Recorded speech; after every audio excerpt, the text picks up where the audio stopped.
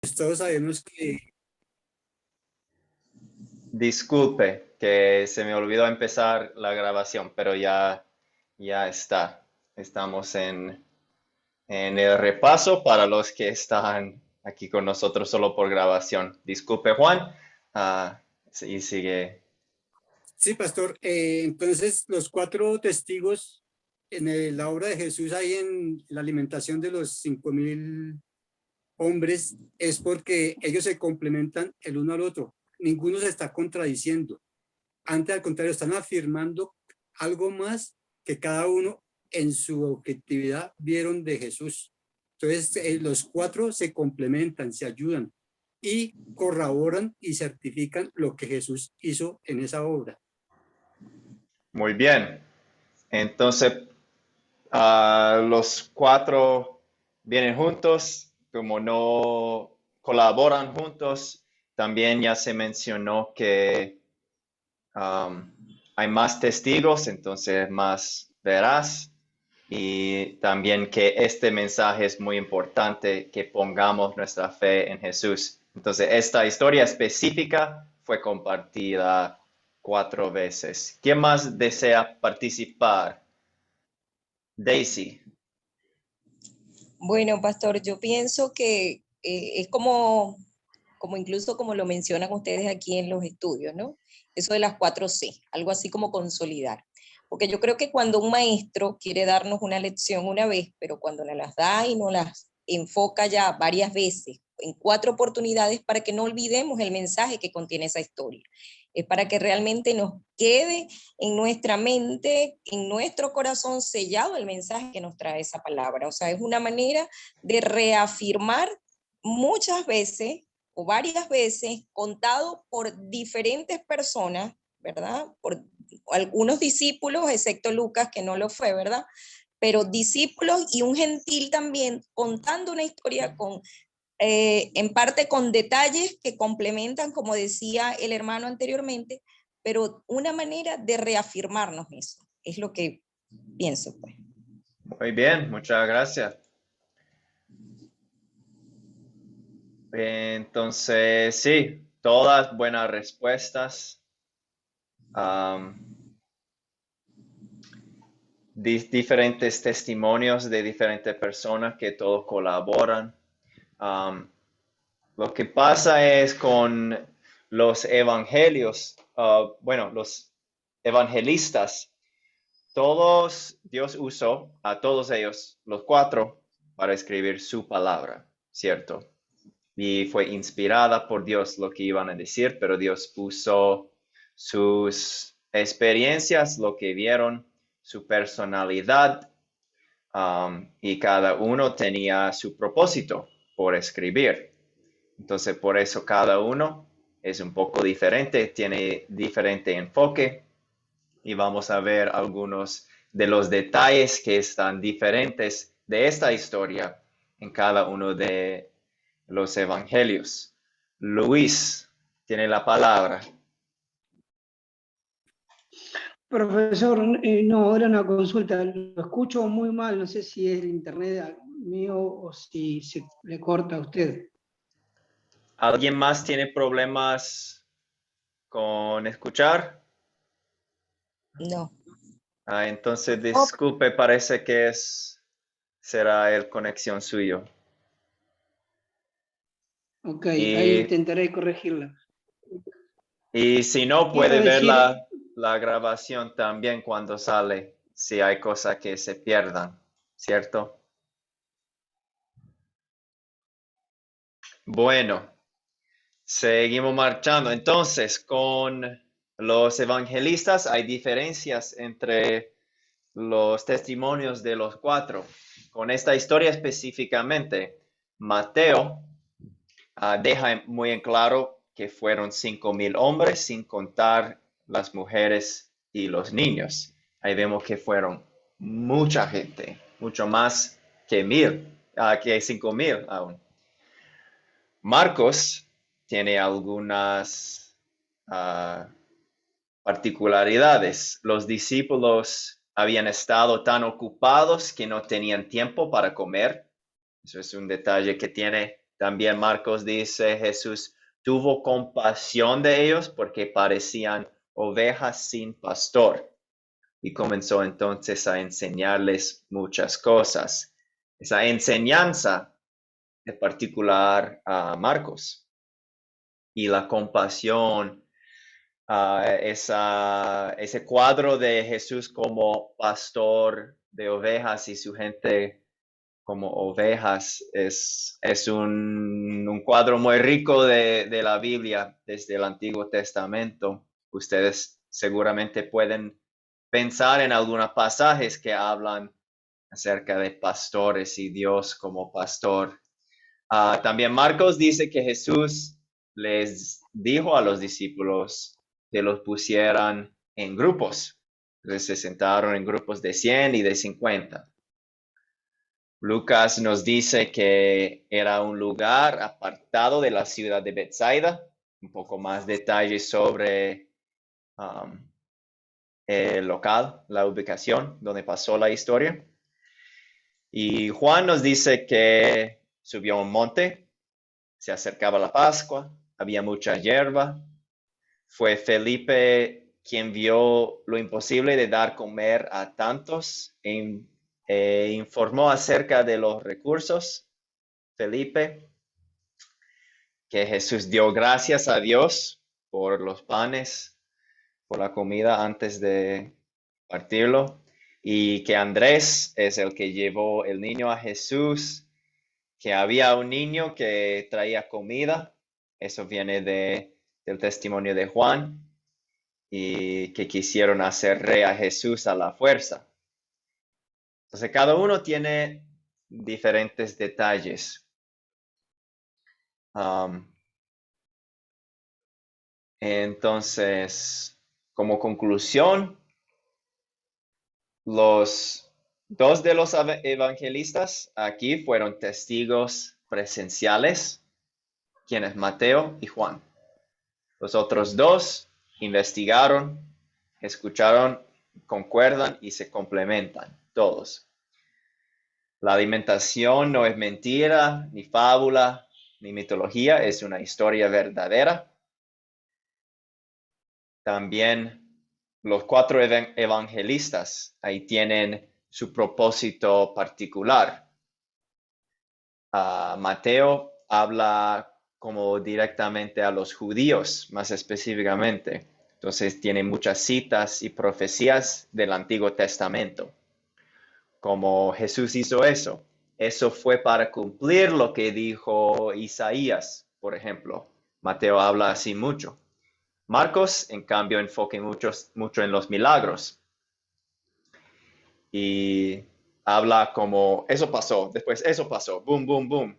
Así muy enseguida, así. Como todo está pasando muy rápidamente. Lucas hizo una investigación ordenada y su enfoque muchas veces habla de Jesús como el Salvador de los gentiles y de personas rechazadas también. Y Juan usa lenguaje sencillo, pero se trata de temas muy profundos. Y es también testigo de primera mano. Entonces, si estamos estudiando una historia que aparece en otros evangelios, es una buena idea compararlos, porque así podemos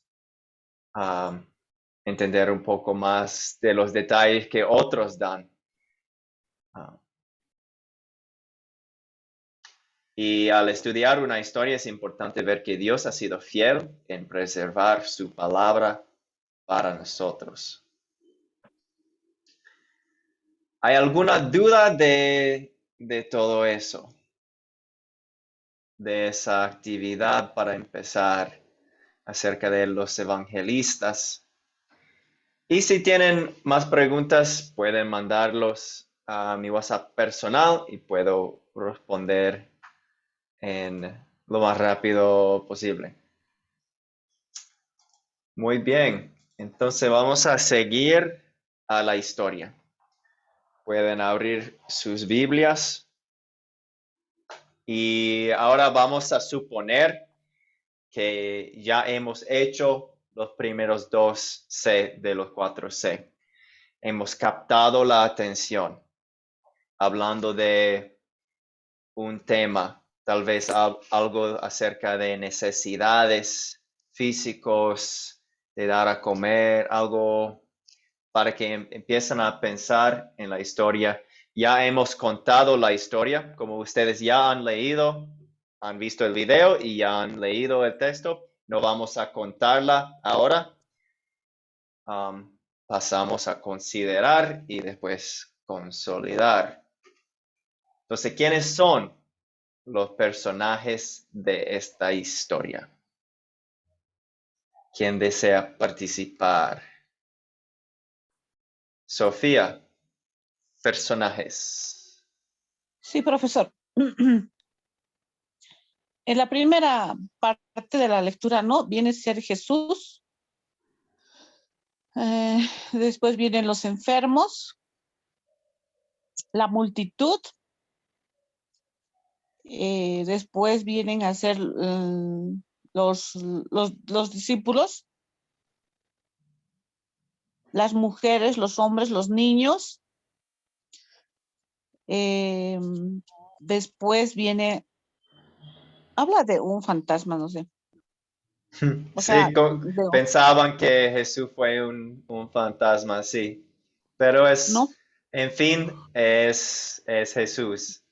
Personaje también, ¿no es cierto? Sí, Entonces, después, Pedro. sí, Pedro y los otros discípulos. Muy bien.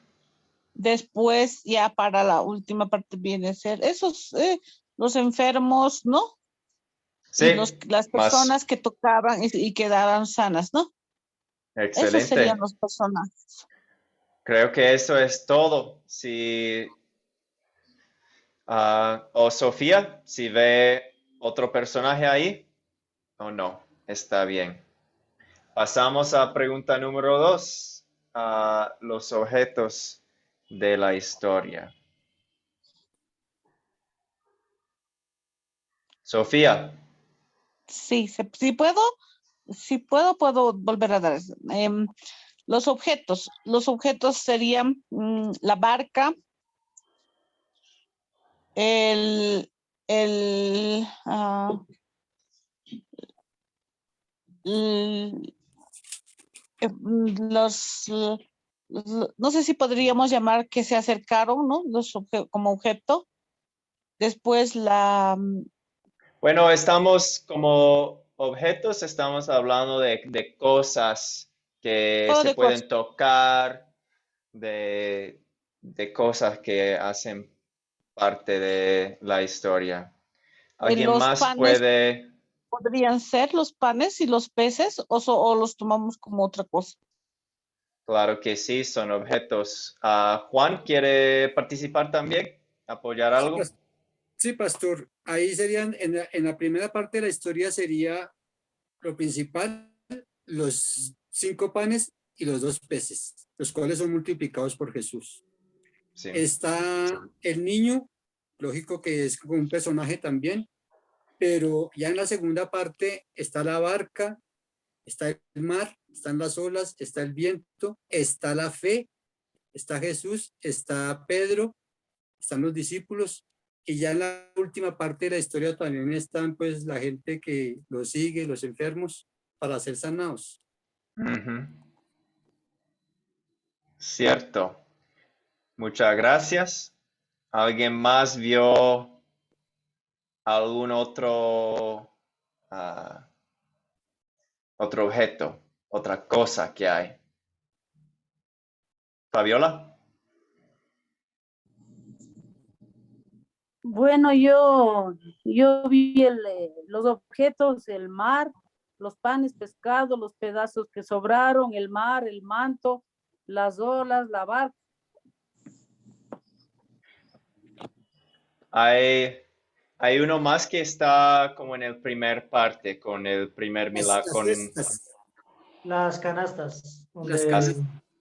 Sí, muchas gracias. Las canastas, 12 canastas que sobraron y que ¿Qué sacamos de eso? ¿Qué podemos decir acerca de 12 canastas extras? ¿Luis quiere responder a eso o hay otra? Sí, quería hacer hincapié en que primeramente había 5 panes y 2 peces y luego hubo un sobrante de 12 canastas, testifican esas 12 canastas el milagro que había sucedido. Y no sé si simbolizarán alguna otra cosa, pero sí eran testimonio del milagro. Cierto. Daisy. Bueno, son 12 cestas y generalmente el número 12, ¿no? Tiende a asociarse con las 12 tribus de Israel. Quizás es algo así como para mostrar que el Señor siempre tendría para cubrir a todo el pueblo de Israel, o sea, a todo su pueblo, no quedaba nadie por fuera, al contrario, siempre hay de más y sobreabundancia del Señor hacia su pueblo. Sí. No voy a como basar todo mi fe en eso que el 12 representa algo especial. Tal vez solo son 12, pero lo que muestra es que sobró mucho. Y sí, Dios cuidó a su gente. Cierto que el número 12 a veces tiene significado especial, especialmente si estamos hablando de como profecías y visiones, ese tipo de cosas. Pero como aquí estamos viendo una historia, tendemos a no intentar de hacer eso. Pero puede ser también, podemos pensarlo, pero no vamos a como decir es así, tiene que ser así. Pero el punto, Dios sacia el hambre y provee en plenitud. Entonces, provee bien para su gente, para su persona. Luis. Sí, quería, porque me pasaba lo mismo, mi pensamiento iba en el mismo sentido que la hermana, por eso dije que al menos dan testimonio del milagro, pero después es interpretación humana, es lo que nosotros interpretamos, pero realmente lo que dice ahí es solamente que eso es un testimonio del milagro. Sí, también lo Quedo con eso. probable es que habían 12 discípulos, ¿cierto? Entonces cada uno con su canasta, ¿cierto? Claro. Bien, Podemos creo que interpretar eso. es lo más que podemos decir. Bien, tenemos los objetos.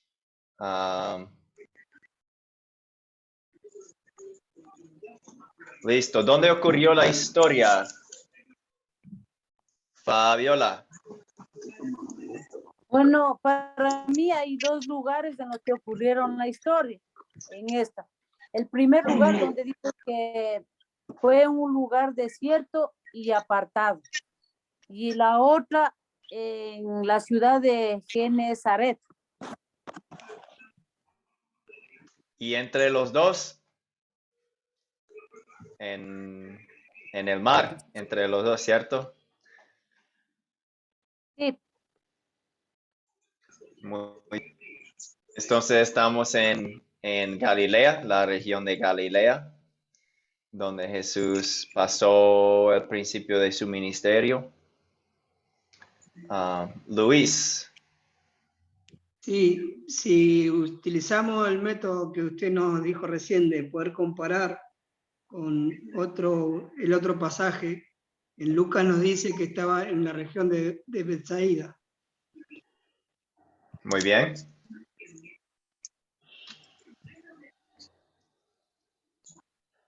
Sí, entonces un lugar apartado de Betsaida, un lugar sin mucha gente, pero llegó la gente.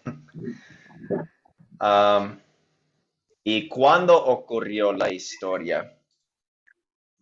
También pueden buscar cómo hizo Juan, ¿cierto? Luis, perdón. Como hizo Luis, pueden buscar en los otros pasajes para buscar más detalles de cuándo ocurrió esta historia, los eventos antes y después, en qué parte. Bueno, Sofía, para empezar. Profe, ¿puede ser a los 30 años de Jesús, en el primer año del ministerio de Jesús? Excelente. En los principios de su ministerio.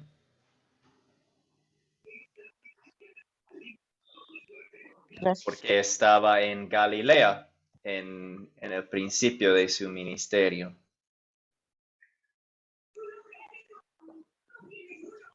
¿Qué más podemos decir acerca de cuándo ocurrió? Viendo en Mateo 14, leemos que había pasado la muerte de Juan el Bautista antes de eso. ¿Qué significado tiene eso? Bueno, dice que Jesús estaba muy triste por eso y quiso estar apartado. Iba a estar con sus discípulos ahí solos, sin ver a mucha gente. Pero de repente llegó mucha gente. Y Dios, como dice Marcos, vio la gente allí como si fueran ovejas sin pastor y tuvo compasión de ellos. Qué bonito, ¿cierto? Aunque él estaba triste, quería estar solo con los discípulos, ya ve la gente, sus necesidades, y su corazón es tan grande para ellos, que los ayuda, los enseña todo el resto del día hasta que bajó el sol y ya tenían mucho hambre y los dio a comer y sigue amando así. Muy bien. Y eso es parte del contexto de cuando pasó después de la muerte de Juan el Bautista. Y ya dijeron muy bien el resto. ¿Cuál es el problema de la historia? Y puede haber más que una respuesta de esa pregunta. Mayormente sí, hay como 2 problemas, 3. Fabiola, ¿qué opina? ¿Cuál será el problema? Bueno, para mí hubieron varios problemas. El primero, que bueno, estuvo la multitud de personas y ya se había hecho de noche y tenían hambre. Muchas gracias. ¿Alguien más quiere apoyar otro? Entonces, el hambre de toda la gente. Ricardo, ¿tiene otro problema? La falta de fe de Pedro. ¿Sí? Cuando vio a Jesús, quiso estar ahí y vio las olas y faltó la fe. Muchas gracias. Juan, otro. Y la falta de privacidad que quería Jesús. No podía tener privacidad porque estaba, a pesar que por ser él no era conocido, porque por ser ahora nosotros una persona pública, aparece su foto en todas partes. En ese tiempo no habían fotos, habían retratos, pero igual nomás los ubicaban. Cierto. Entonces eso podría ser un problema al principio, ¿cierto? Y vamos a ver que para Jesús al fin no salió como un problema. Pero sí, él quiso. Gracias. Juan. Sí, pastor, pues no tenían alimento para darle a la gente. Y la fe de los mismos discípulos, que no había fe en ellos para alimentarlos a todos. Ellos mismos dijeron que 200 denarios no alcanzaría para tanta gente. Entonces, ese es uno de los problemas principales. Y Cristo les dijo, ustedes. Alimentamos nosotros mismos. Ajá, entonces si tuvieran fe, bueno, Jesús dijo que los alimenten. Entonces está allá está el poder. En Jesús pudieran haber hecho el milagro, pero bien, gracias. Teresa. Medio duro aquí. La pastora le dio un mensaje a Sandra. Ay, disculpe. ¿Qué fue? Bueno, no sé, creo que se metió otra voz, pero bueno, yo lo que vi es la necesidad de sanar de todos los enfermos que lo iban a buscar. La gente lo buscaba porque tenían diversas enfermedades y querían sanar. Ese es otro problema. Gracias. La enfermedad. Vamos a Fabiola y después volvemos a Abraño. Bueno, yo el otro problema que la gente llevó a muchísimos enfermos. Ajá. Cierto. Gracias. Ibraño.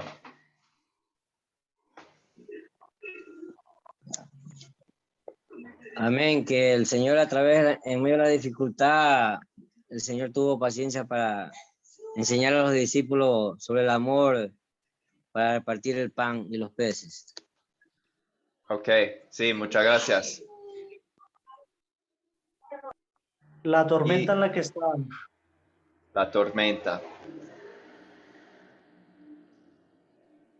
Y eso fue Juan que dijo eso. Pastor, sí, la tormenta era un impedimento para los apóstoles, para los discípulos. Pero Jesús, al verlo, ellos tuvieron miedo también. Al ver a Jesús, que pensaron que era un fantasma, tuvieron temor. Pero Jesús los calmó y les dijo, no temáis, soy yo. Sí, Entonces Jesús los enfocó en el lugar donde él estaba. Entonces cuando Pedro le dice que si eres tú, di que vaya yo a ti. Entonces Jesús le dice, ven. Pero Pedro caminó 2, 3 pasos y tuvo temor otra vez. Ese es otro problema. La falta de fe de Pedro y el temor de Pedro. cierto. Muchas gracias. Y Daisy. Bueno, ya coincido con lo que acaba de decir también el hermano. Ok. No solamente, por lo menos en la primera de las historias de la alimentación, todas las situaciones que los discípulos veían, porque no era solamente el hecho de que no había darles de comer, o sea, no había el alimento, sino que ellos añadían las cosas, ¿no? Ponían todo como más difícil. El lugar es desierto y la hora...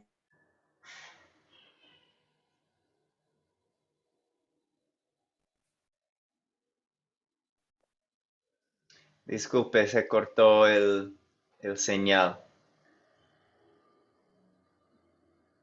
Bueno, entonces para resumir, digo que necesidades físicas y espirituales de la gente, que ya estaba tarde, y la falta de fe de los discípulos, tanto en la primera parte como lo de Pedro antes. Entonces, como dos problemas principales.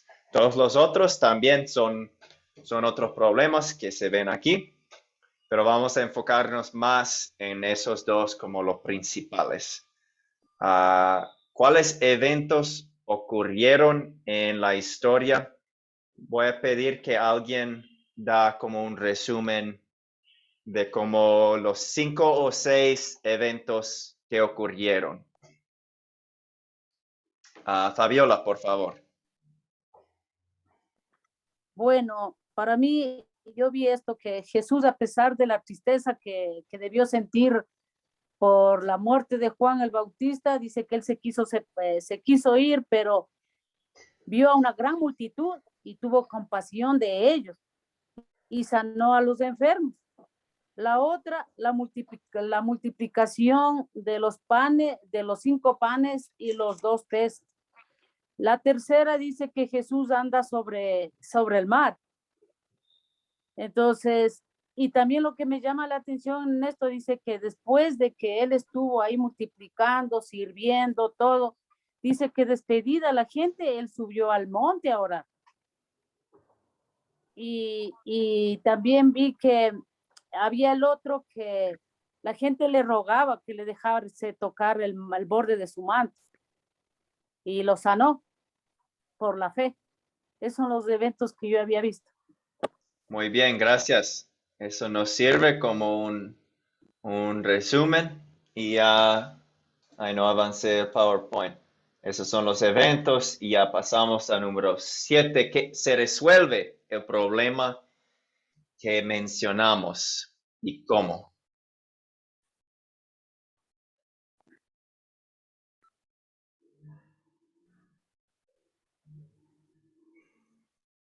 Ricardo. Se resuelve el problema del hambre, porque Jesús bendice los alimentos y puede alimentar a 5.000 personas. El otro problema es que la falta de fe de los discípulos también se les pudo abrir un poco más los ojos. Y después a Pedro, cuando no fue incapaz de caminar por las aguas porque le entró la duda. Y le dijeron, hombre de poca fe. ¿Y cómo se resuelve el problema de poca fe? Enseñándole que tiene que tener más fe en Dios, pues. Más fe, porque él le puso en duda todo lo que le habían conversado, lo puso en duda. Sí. Seguro Jesús dijo, hombre de poca fe, porque dudaste, pero viendo el principio del versículo 31, leyendo eso, y vemos ahí cómo resolvió ese ¿Qué problema. poca fe tienes? Pero al momento Lo tomó de la mano y lo sube al barco. Sí. Y el mar se tranquiliza. Así es. Entonces, y Fabiola. Bueno, para mi manera de pensar, la fe de Pedro a largo plazo se hace, pero en esta historia que usted nos mandó no se resuelve, porque solamente les llamó la atención, porque le dijo, ¿por qué dudaste? Y él no dijo, ya a ver, yo tengo fe, y comenzó a caminar. O sea, no hay eso. Entonces, la otra también, que llevaron a los enfermos, como problema que había, llevaron a los enfermos y Jesús les sanó, se resuelve el problema.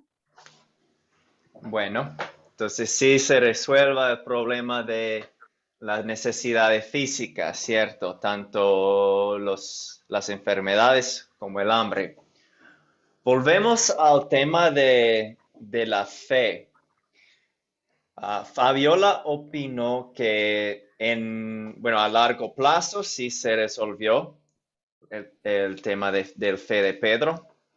¿Alguien piensa que podemos decir que se resolvió en esta historia, viendo específicamente como versículos 30 hasta 33? Si regresamos al texto.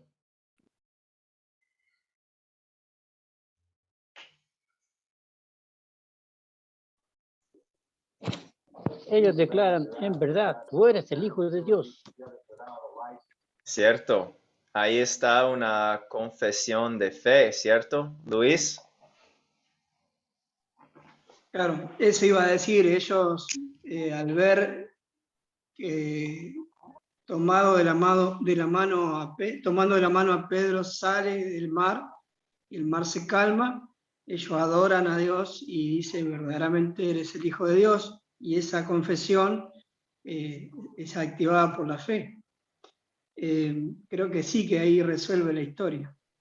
Sí, y bueno, eso quiere decir que Pedro nunca dudó jamás el resto de su vida. ¿Siguió siempre mostrando su fe? No, siguió un pecador. Siguió dudando. Pero sí creció la fe por medio de eso. Entonces así es como lo veo yo resolviendo. quería caminar con Jesús, pero al momento de ver las olas,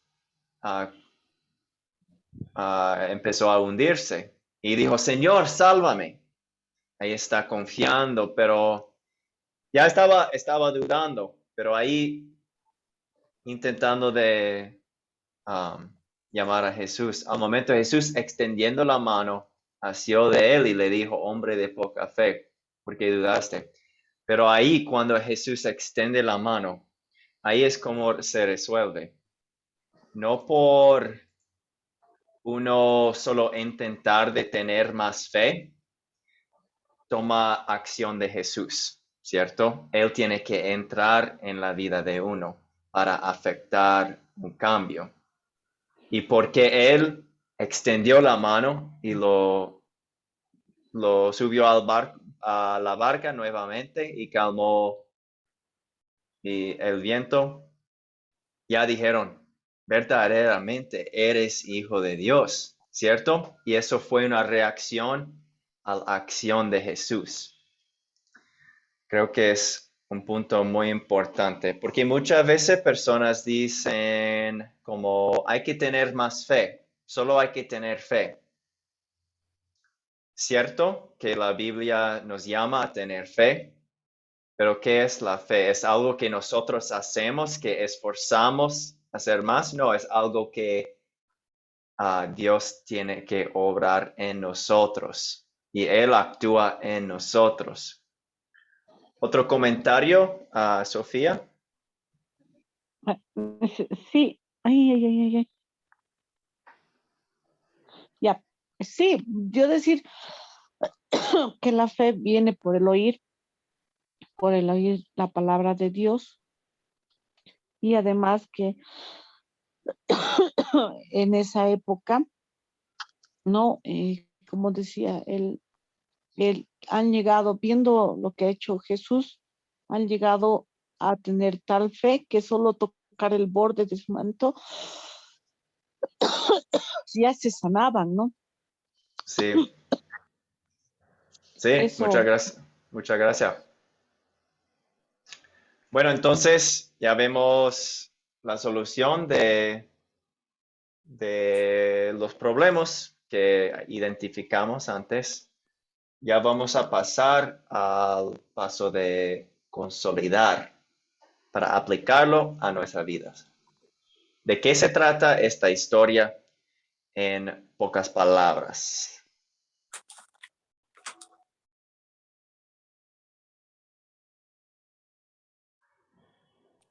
Fabiola. La historia se trata de la alimentación de los 5,000 personas y la sanación de los enfermos de Genezaret. Muy bien. Y que Jesús anda sobre el mar, perdón, también. Creo que ahí está todo, ¿cierto? Ahí está como de qué se trata la sanación, alimentación y caminar sobre el agua. Seguimos entonces. ¿Qué pecado me enseña a confesar esta historia?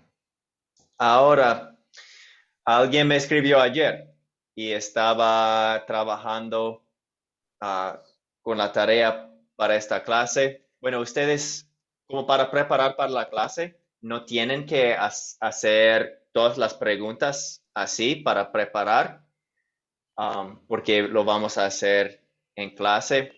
Pero si quieren prepararse bien, es muy bueno y es más práctica con las preguntas. Pero me preguntó, ¿qué tenemos que tener en mente cuando pensamos en esa pregunta? ¿Qué pecado me enseña a confesar? Primero, para empezar, ¿cómo sabemos qué es pecado y qué no es pecado? Vamos a la Biblia y vamos específicamente a los 10 mandamientos. Usamos los 10 mandamientos y las aplicaciones de los 10 mandamientos. Esto es la ley de Dios en los 10 mandamientos. ¿Qué hace la ley de Dios? es como un espejo, ¿cierto? ¿Cómo es la ley un espejo? Nos refleja cómo somos, nos muestra nuestro pecado. Cuando vemos que hay que honrar a Dios sobre todas las cosas, pero vemos en nuestra vida que no hacemos eso, ya está reflejando que somos pecadores. Entonces estamos buscando como actitudes que tenemos que muestran una falta de fe, cosas así. Y todos esos son aplicaciones del primer mandamiento.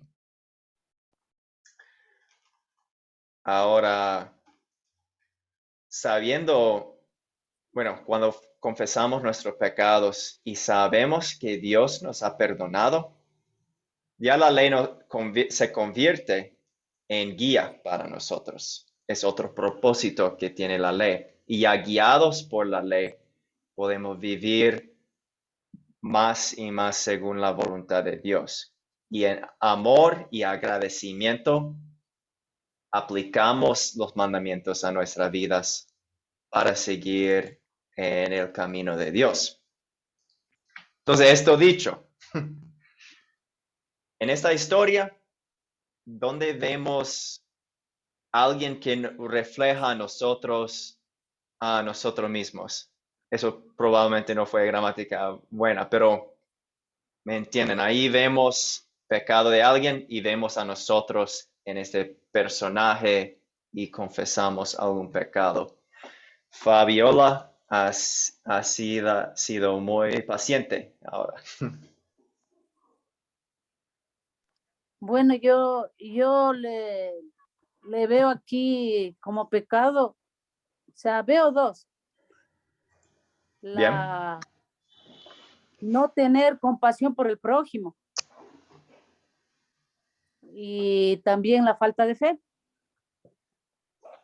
Ok, muy bien. Y compasión por el prójimo, eso es como una aplicación del mandamiento de no matar.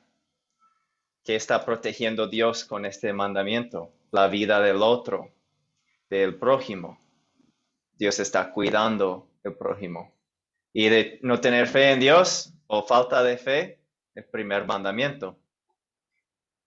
Luis, otro pecado que nos enseña a confesar esta historia. Yo considero cuando esta multitud se acercó a Jesús solo con un propósito, recibir algo de Jesús. Y muchas veces llegamos al Señor para recibir y no para adorarlo. Y otra cosa que veo también es cuando vamos en busca de las cosas de este mundo y ninguno de ellos buscó la salvación, sino que buscó, en este caso, una sanidad o un milagro. Cierto. Y muchas llegan a la iglesia por razones equivocadas, buscando la cosa incorrecta. Pero ahí si escuchan la palabra de Dios, ahí se enseñan, ¿cierto? Y Jesús les enseñó ahí. Entonces muchos llegaron probablemente por razones equivocadas, que pueden ser pecaminosas. Y también especialmente en el Evangelio de Juan, vemos que la gente quería hacerlo su rey. Y Claro. él se fue de allí. No, mi reino no es de este mundo. Mi reino es un reino espiritual. Muchas gracias por el comentario. Ok.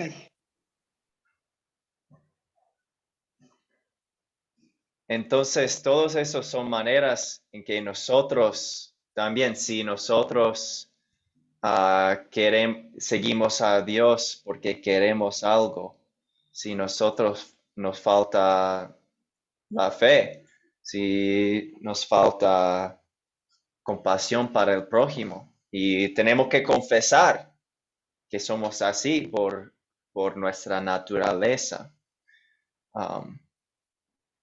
Y no solo es falta de acciones, pero es actitudes y pensamientos que son pecaminosos también y que merecemos el infierno por eso, porque Dios exige la perfección. Habiendo dicho eso, llegamos a la pregunta más bonita. ¿Dónde veo el amor de Dios? Pero siempre es necesario hablar del pecado, reconocer nuestro pecado. Y después vemos qué hizo Dios y dónde vemos su amor. Sofía puede empezar. El amor de Dios se lo ve en principio cuando nos envía a su Hijo Jesucristo aquí a la tierra para hacer todo lo de la doble sustitución, hacerlo todo perfectamente para que nosotros podamos acceder a ser salvos. En la lectura también se puede ver que el amor se ve cuando Jesús da de comer a las personas, multiplica los panes y los peces. También se ve que en la fe que también da, porque todo es por la misericordia de Dios. Nosotros nunca vamos a querer cumplir de repente su palabra, vamos a querer obedecerlo, vamos a querer hacer las cosas, pero nosotros nunca, por nuestra naturaleza pecaminosa, nunca vamos a poder hacer nada bien. Pero Dios en su misericordia, al haber hecho la sustitución, nos ve como perfectas nuestras obras, aún nosotros no lo hagamos en perfección. Muchas gracias. Excelente. En el mismo hecho de Jesús, estando ahí en la tierra que vino. Y quiero cambiar algo un poquito. Dijo, para que podamos acceder a la salvación, vino para salvarnos. Ahí es como un poco más fuerte, como eso es lo que hizo y vino.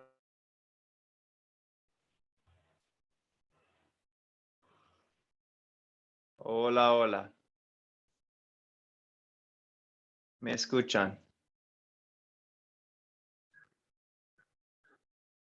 Era decir que nosotros le demos una palabra, capaz que nosotros nos enojamos, pero Jesús nos da la enseñanza y dice que él tuvo compasión y se quedó con ellos, les enseñó y hasta les dio de comer. Entonces, Muchas gracias. Se me fue el internet momentáneamente, pero gracias por seguir estudiando como juiciosos. Bien hecho. Estábamos tirando la... y entonces, y por último también, que el Señor, por ejemplo, Pedro dudó. Y me imagino que con mucho amor él le dice, ¿no es cierto? Hombre de poca fe, ¿por qué dudaste? Y ese amor tan grande, ¿no es cierto? Que cuando subió al barco, dice que había una tempestad en el otro, ¿no? Dice que se calmó el viento. Y él no le importaba ese dolor que sentía en su corazón, sino compasión y amor por los discípulos y por el prójimo, porque adicional a eso, también sanó a los enfermos. Y nosotros deberíamos seguir eso, pero ese es el pecado que debo confesar. Sí, Luis, ¿quiere apoyar algo? Sí, coincido plenamente. Primeramente, como decía la hermana Fabiola, primeramente veía el dolor por la pérdida de su primo y amigo, y asimismo mostró compasión por esa multitud que venía hacia él y que estaban como ovejas sin pastor. O sea, esa acotación de la mirada del escritor, creo que es Lucas o Marcos, no recuerdo, pero es una mirada muy llena de compasión y de la mirada que Jesús tenía. Y por último también, ¿no? La compasión de Jesús hacia Pedro, demostrándole que tenía que insistir en la fe, perseverar en la fe, pero que Él era su socorro, Él fue en su socorro. Y Jesús con su mano, levantándolo ahí en sus acciones. Muy bien. En esta clase se llama la Biblia la obra del Salvador, ¿cierto? Nos enfocamos en la obra salvadora de Cristo. Cristo vino y fue obediente a la voluntad del Padre. Y como su obra salvadora, podemos dividir su obediencia en dos formas. Fue obediente activamente. Eso quiere decir que mientras en la tierra, todo lo que hizo fue para cumplir la ley de Dios y para mostrar amor. Con todas sus acciones, sus actitudes, estaba cumpliendo la ley por nosotros en nuestro lugar. Su obediencia activa. En las primeras dos lecciones que ya hemos tocado, la primera cuando sana al paralítico y llama a Mateo y los rechazados de la sociedad, ¿cierto?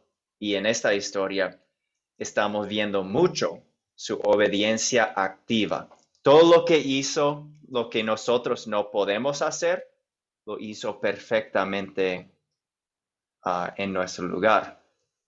En las clases que vienen, vamos a ver un poco más de su obediencia pasiva. ¿Qué es la pasiva? Es todo lo que pasó a él, todo lo que padeció, sufrió por nuestra parte, en nuestro lugar, cuando vino al cielo, muchas de las cosas que sufrió en nuestro lugar. Entonces, ojo por eso, en las clases que vienen, vamos a hablar más de su sufrimiento, de su muerte y después también de su resurrección, después de eso. Entonces, ahí vemos mucho el amor de Dios, como ya ustedes explicaron muy bien. ¿Qué me enseña Dios a pedir y hacer en esta historia?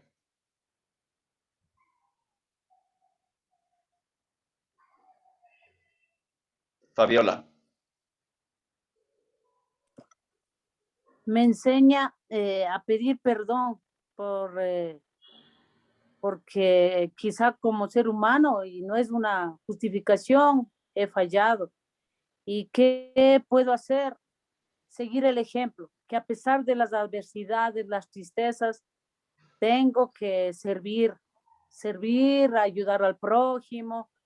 Y así como Jesús nos demostró que él también tuvo como ser humano, tuvo tristeza, pero tuvo compasión y no puso pretexto. A veces cuando nosotros tenemos el fallecimiento de algún ser querido, buscamos que nos consuelen. Sí. Y aquí él nos demuestra que él tuvo compasión. Y eso me falta. Muchas gracias. Pedir que nos ayude a tener compasión. ¿Qué más pedimos a Dios o qué más hacemos? ¿Otros comentarios? Si hay alguien que no ha hablado, Juan Carlos. Sí, pastor, pues pienso yo que así como Jesús está es un servicio lo que él está prestando, lo que él está haciendo, porque su ministerio todo es de servicio. Entonces él también nos enseña a nosotros a servir, a buscar al prójimo, a ayudarlo y apoyarlo. Pues no estamos para criticarlo ni para juzgarlo, así como hizo con Pedro. No criticó a Pedro ni lo juzgó por su falta de fe en el momento de que él tuvo el temor. Al contrario, él lo tomó de la mano, lo ayudó, lo subió a la barca y lo apoyó, ¿verdad? Así mismo también tenemos que hacer nosotros, apoyar a nuestro prójimo, ayudarlo en lo que podamos y siempre tener los ojos puestos en Cristo Jesús. En Él es al que debemos mirar siempre. Muchas gracias. Y Ricardo.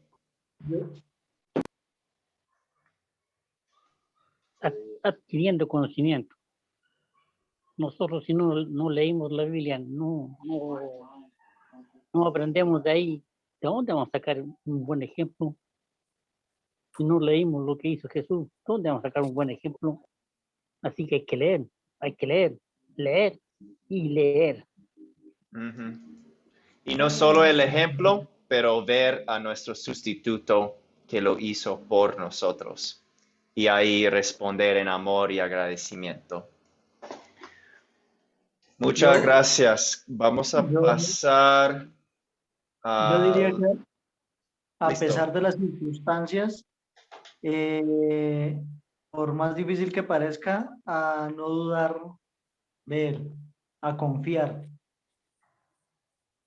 Muy bien. en sus planes. Gracias. Sí, gracias a usted. Entonces, ¿cuándo sería una buena situación compartir esta historia? La historia de Jesús dando a comer 5,000, de Pedro. Sofía, por favor.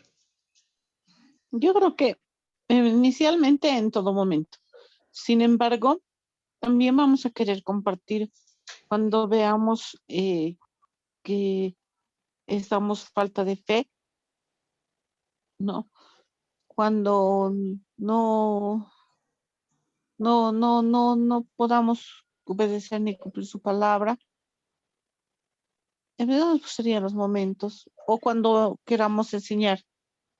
Muy bien, lo predicamos a nosotros mismos en esos momentos y puede pensar en una situación con un familiar o amigo, algo así, ¿cuándo sería una situación para compartirlo con otro? Ujú. ¿En qué momento? ¿En qué tipo de situación? Como dice, ¿no? Usted podría ser nosotros a falta de fe o viendo también otras personas, porque todos los días y cotidianamente se ve que estamos o que nuestras familias o que la gente con la que estamos cotidianamente tiene falta de fe. Y Sí, yo creo que hablar de la multiplicación de los pescados, de la sanación de las personas, de que Jesús ha hecho todo eso y más, de que ha venido por hacer nuestro doble sustituto y ha pagado todo ha pagado el precio por nuestros pecados. Yo creo que entonces en cualquiera de esos momentos, ¿no? Y en sí. cualquiera de esos casos. Y Luis y Teresa, primero Luis. Bien, sabiendo que este pasaje de este milagro es el que más el mundo más conoce, todo el mundo lo conoce aún aquel que no es creyente, que no se congrega en ninguna iglesia, sabe, ha conocido, ha visto acerca de este milagro. Es una buena oportunidad cuando hay personas que han perdido la esperanza y esta habla de un Dios proveedor en varias áreas, pero como dije al principio, aquellos que están perdidos en la fe o sin fe, también es buen momento para hacerlo conocer. Mi Muchas gracias. hijo, que tiene 10 años, él le decía, haciendo esta respuesta, que cuando hay una multitud, que haya mucha gente, dice que sería bueno preguntarle si tenían hambre y que Dios lo iba a alimentar. Pero bueno, él tiene 10 años. Muy bien. Gracias por la participación. Y Teresa. Sí, pastor. Bueno, yo pienso que sería un buen momento en la adversidad, cuando alguna persona que conozcamos eh, esté pasando por algún momento, ya sea pérdida de trabajo, cualquier pérdida, podría ser material o de alguna persona. Las personas que no conocen a Dios tienden a deprimirse, tienden a buscar unas salidas o unas puertas falsas, entonces es cuando se aprovecha y se les hace hincapié que tenemos un Dios misericordioso y más misericordioso que justo, ¿no? Porque hay personas que piensan que cuando están en la adversidad son castigos de Dios, pero no son castigos, son a una acción hay una consecuencia. Entonces pienso que sería una buena situación eso, en cualquier tipo de adversidad que sufra alguna persona. Sí, muchas gracias. Y muchas veces Dios usa las adversidades para mostrar su poder para su gloria. Muchas gracias por eso. Vamos a pasar a los temas importantes que nos falta hablar. No vamos a hablar 20 minutos. No tenemos ese tiempo, pero iba a mencionar que me gusta mucho la pregunta de cuándo sería una buena situación, porque nos enseña a estar pensando en las oportunidades que tenemos para compartir con otros. Y ya están montados las historias. Cuando eso pasa, tengo una historia para contar. Entonces, rápidamente, el tema de hoy que nos toca es desmitificar, que es una palabra grande, pero realmente quiere decir racionalizar los milagros. Eso existe mucho en el mundo hoy. Empezó hace algunos siglos, bueno, los judíos en Alejandría, África, y después un filósofo, David Hume, escocés, que no creía, y él fue muy importante en el mundo de filosofía. Después teólogos alemanes del siglo XX que explicaron que la gente del tiempo de la Biblia tenían otro punto de vista del mundo. Entonces estaban más disponibles a ver cosas y explicarlos diciendo son milagros, o creían más en ángeles y demonios. Y ahora, hoy en día, somos más científicos y podemos explicar las cosas con razonamiento científico. Eso es lo que dicen ellos. Aquí, ¿qué creemos? Aquí está un pasaje, Juan 20. Jesús hizo muchas, eso es al fin del libro de Juan. Y da como el propósito de Juan, el propósito de la Biblia. Dice, Jesús hizo muchas otras señales en presencia de sus discípulos, las cuales no están escritos en este libro. Pero estas se han escrito para que ustedes crean que Jesús es el Cristo, el Hijo de Dios, y para que al creer tengan vida en su nombre. Entonces, ¿qué está diciendo? Está diciendo muy claramente, son testigos de primera mano. Y esas cosas realmente pasaron para que creamos en Él como nuestro Salvador. Y punto. Eso es lo más importante. Y si Dios puede salvar a nosotros, miserables pecadores, si Dios ha creado fe en este corazón, esto es un milagro 1000 veces más grande que multiplicar peces. Si Dios puede hacer eso, puede hacer cualquier cosa. Y cada vez que hay un cambio de corazón, ya vemos un milagro. Ustedes son milagros andando también, porque son pecadores que tienen fe, que creen en Dios, y le doy gracias a Él por eso. Entonces, con solo algunos minutos, voy a dar como 3 minutos aquí. Los 4C: captar, contar, considerar, consolidar. Ahora, la última vez hablamos del captar, ¿cierto? Y pueden repasar el PowerPoint o el video de la otra vez mientras están preparando, pensando en ideas. Hoy vamos a hablar de contar. ¿Qué piensan? ¿Qué sería mejor? Contar la historia, si estás haciendo un estudio bíblico con un grupo, ¿será mejor contar la historia en sus propias palabras o leer la historia directamente de la Biblia? No voy a tomar una respuesta ahora por el tiempo, pero pueden pensar por sí mismos cuál prefería hacer. Aquí, contar, leerlo, tiene algunas ventajas, algunas desventajas de leer directamente de la Biblia. Ventajas, no se pierde nada y la autoridad de las escrituras.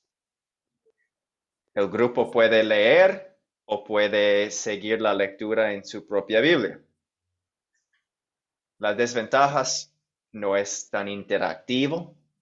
El vocabulario de la Biblia puede ser difícil o nombres de personas pueden ser difíciles para leer. La gente maneja diferentes versiones de la Biblia, la Reina Valera, la Nueva Versión Internacional, lo que sea, y puede ser más largo. Narrar la historia también tiene ventajas y desventajas. Capta la atención más, especialmente si uno está más animado, usa vocabulario apropiado. Cristo enseñaba así, muchas veces contando historias, y es comunicación oral. A veces hay personas que no leen, entonces mejor y entienden mejor si uno cuenta la historia. Desventajas, se pueden perder detalles que hay en la Biblia. El maestro se tiene que preparar para poder contarlo bien, lo cual también puede ser ventaja, ¿no? Si uno tiene que prepararse bien y hay que tener cuidado de no cambiar la historia. Entonces, cuando al final de la clase, con el proyecto final, ustedes van a dar una clase, un estudio de los 4 conceptos. Van a tener que decidir qué van a hacer. ¿Van a leer de la Biblia o van a preparar para contar la historia? Aquí pueden pensar en los oyentes, porque eso importa. ¿Quiénes son los oyentes? ¿Qué es el estilo personal de cada uno? Voy a leer aquí la tarea y si tienen más preguntas acerca del proyecto final o cualquier otra cosa, me quedo aquí, pero ya no hay tiempo. Entonces, la tarea, el video 3, leer Lucas 19, 1 a 10, 29 a 44. No tienen que hacer las preguntas de consolidar y considerar consolidar, pero si quieren, para llegar súper preparados, excelente. Y también revisar el guión para el proyecto final. Oremos. Dios nuestro Padre, te damos gracias por esta noche. Pedimos que aumente en nosotros nuestra fe, que siempre tengamos nuestros ojos puestos en ti, en Cristo, que nos alimenta tanto físicamente como espiritualmente, que vino por nosotros, que siempre mostró amor. Ayúdanos a buscar maneras de apoyar al prójimo, a amarlos, y que a pesar de las circunstancias sigamos en tus caminos. Te damos gracias por Cristo, que no solo fue nuestro ejemplo, pero también hizo todo por nosotros en nuestro lugar para ganar el cielo para nosotros. Bendice cada uno de estos estudiantes. Bendice nuestras vidas, nuestra semana, nuestro estudio, preparando para compartir tu palabra salvadora con sus familiares, amigos y toda la gente que pueda. En el nombre de Jesús, oremos esto. Amén. Amén. Amén. Entonces, Amén. los que tienen que irse pueden despedirse. Si alguien tiene otra duda acerca del proyecto final o cualquier otra cosa, me quedo aquí. Al resto, muchas gracias y nos vemos martes. Buenas noches, profesor. Gracias por la Buenas noches. enseñanza. Dios los bendiga a todos. Y hasta la próxima, si es su voluntad.